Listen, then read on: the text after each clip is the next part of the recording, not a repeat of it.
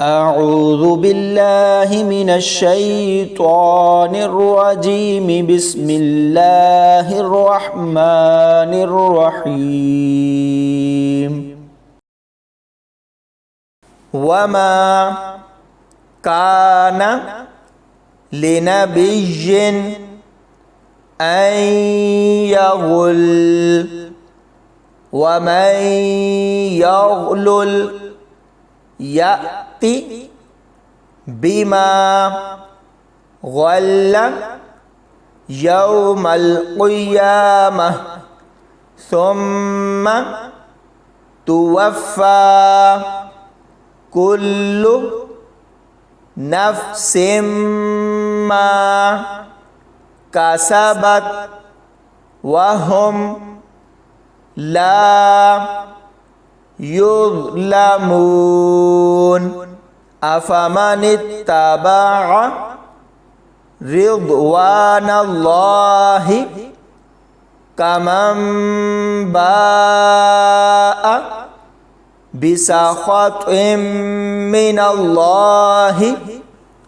ومأواه جهنم وبئس المصير هم درجات عند الله والله بصير بما يعملون لقد من الله على المؤمنين إذ بعث فيهم رسولا من أنفسهم يتلو عليهم آياته ويزكيهم ويعلمهم الكتاب والحكمة وإن كانوا من قبل لفي ضلال مبين أولما أصابتكم مصيبة قد أصبتم مثليها قلتم أنى هذا قل هو من عند أنفسكم إن الله على كل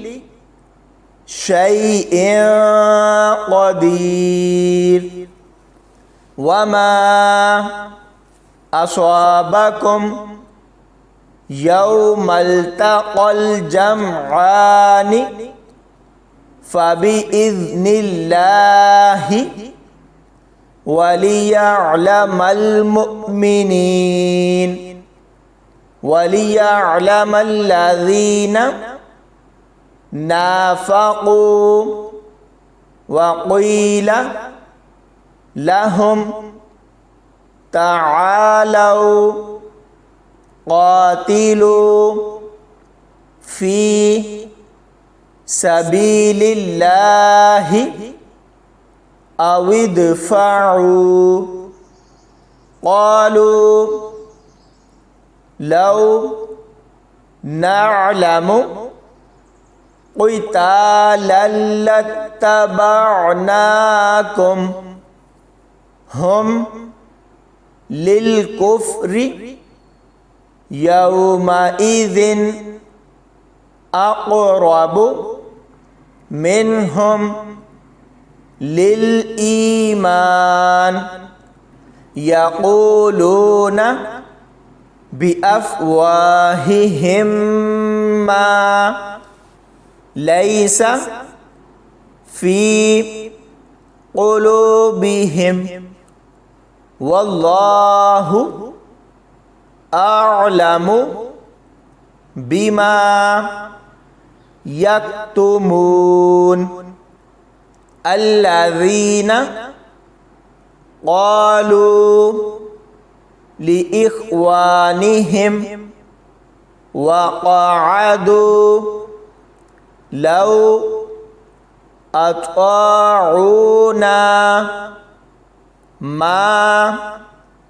قتلوا قل فادرءوا عن أنفسكم الموت إن كنتم صادقين ولا تحسبن الذين قتلوا في سبيل الله أمواتا بل أحياء عند ربهم يرزقون فرحين بما آتاهم الله من فضله ويستبشرون بالذين لم يلحقوا بهم من خلفهم ألا خوف عليهم ولا هم يحزنون يستبشرون بنعمة من الله وفضل وأن الله لا يضيع أجر المؤمنين صدق الله العظيم.